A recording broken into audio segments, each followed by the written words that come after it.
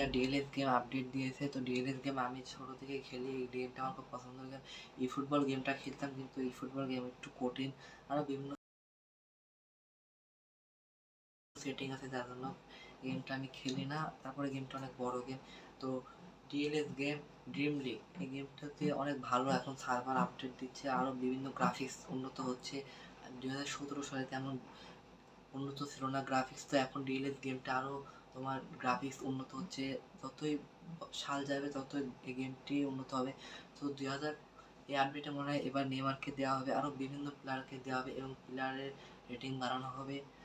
মেসির রেটিং এখন বর্তমানে বাড়ানো আছে, কারণ এই আপডেটের কারণে মেসির রেটিং কমানো ছিল, এখন আবার রেটিং বাড়ানো হয়েছে। এছাড়াও ডিএলএস গেমে আমার সবচেয়ে পছন্দের প্লেয়ার হচ্ছে নেইমার, সাদিও মানে এখন আর নাই, কারণ সে এখন সৌদি লিগে খেলছে।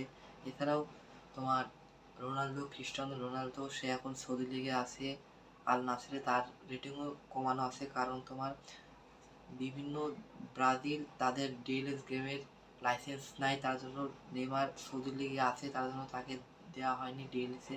কিন্তু পর্তুগালের লাইসেন্স আছে ডিএলএসের, তার কারণেও রোনালদো ডিএলএস গেমে আছে। আরও বিভিন্ন প্লেয়ার আর্জেন্টিনার আছে, তার জন্য মেসিতেও ইন্টার মায়ামিতে বর্তমানে খেলছে।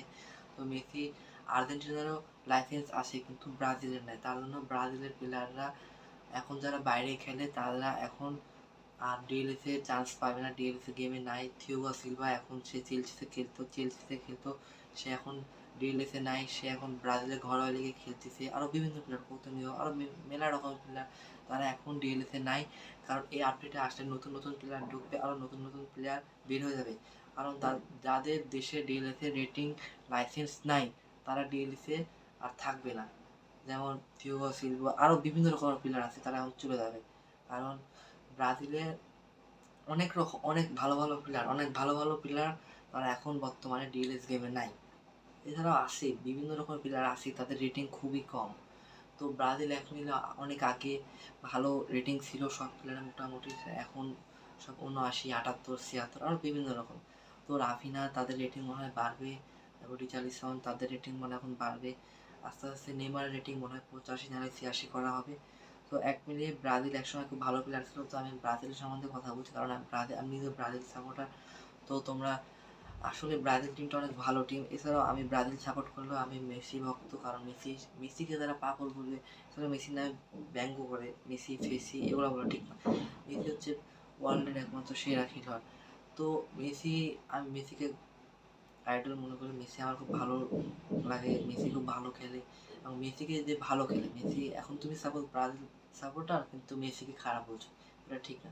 যে ভালো তাকে ভালো বলতেই হবে, যে খারাপ তাকে খারাপ বলতে হবে। যে যতটুকু সম্মান পাওয়ার দরকার তাকে ততটুকু সম্মান তোমাকে দিতেই হবে, নাহলে মানুষ তোমাকেই পাগল বলবে। তুমি যাকে পাগল বলছো, তুমি যার কাছে এগুলো কথা বলবে, মানুষ তোমাকেই পাগল বলবে। ব্রাজিল টিম অরিজিনাল ভালো টিম। এছাড়াও আর্জেন্টিনা অনেক ভালো টিম, রোমেরো, আরও বিভিন্ন রকমের প্লেয়ার, ডিপল, তারপরে আরও মেলা রকম প্লেয়ার আছে আর্জেন্টিনার, ঠিক প্লেয়ার আমি নাম জানি না, আর নাম এখন মাথায় আসছে না। আরও অনেক রকম প্লেয়ার তারা ভালো খেলে। এছাড়াও ফ্রান্সের টিম অনেক ভালো খেলে, খুব শক্তিশালী হার টিম। তারপরে তোমার ব্রাজিল টিম, এগুলো টিম এক মিলে অনেক খুব ভালো খেলে।